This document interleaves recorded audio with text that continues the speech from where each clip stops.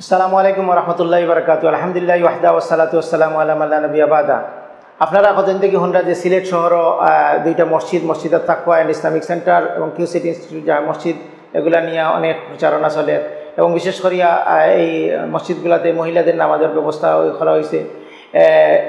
এই কথাটা ব্যাপকভাবে প্রচারণ করা হওয়ার এবং অনেকেই মহিলাগুলোরে মসজিদে আনা হওয়ার, মসজিদে উপভোগ করা হওয়ার, হইরা এখানে তাদেরকে নিয়া এইখানে মানে অনেক বিজ্ঞানতক কথা প্রচারণা করা। কিন্তু আমরা যদি দেখি যে সিলেট শহরও কি মসজিদও বা ইবাদতখানাত মহিলারা কি প্রথম আইরা সিলেটের প্রত্যেকটা মাজারও, বিশেষ করে শাহজালাল শাহপুরানো মহিলা নামাজের জায়গা বা ইবাদতের জায়গা অনেক আগে থেকে আছে।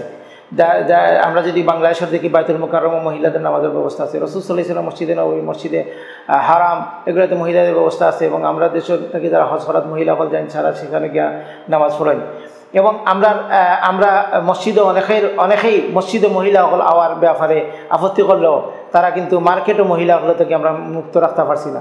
আমরা মার্কেটগুলা, আমরা বিয়া শাদির জায়গাগুলা যেখানে মহিলারা যার এবং অশ্লীল ব্যয়াপনার সাথে জড়িত হল এবং মসজিদগুলাতে যদি মহিলাদের যে ব্যবস্থা করা হয়েছে সেটা কখনো হয়েছে না যে আউকা মহিলাগুলোর আহ্বান জানাইছেন, কোনো আলেমে কখনো জানাইছেন না যে মহিলাদের মসজিদেও ব্যবস্থা থাকতো।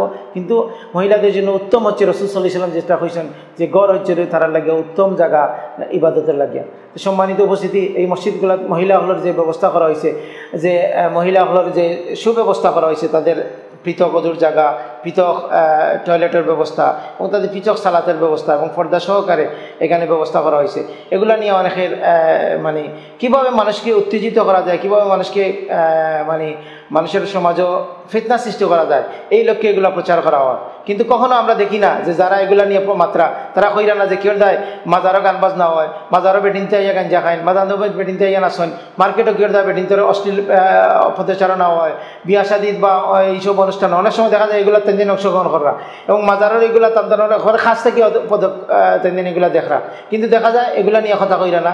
কিন্তু কোন জায়গা সুন্দর সুস্পষ্ট এবং সুচারুভাবে ব্যবস্থা করা হয়েছে মহিলাগুলো নামাজের ব্যবস্থা, সেটা নিয়ে অনেকে কথাবার্তা হইরা সচেতন মহলে এই বিষয় নিয়ে চিন্তা করা দরকার।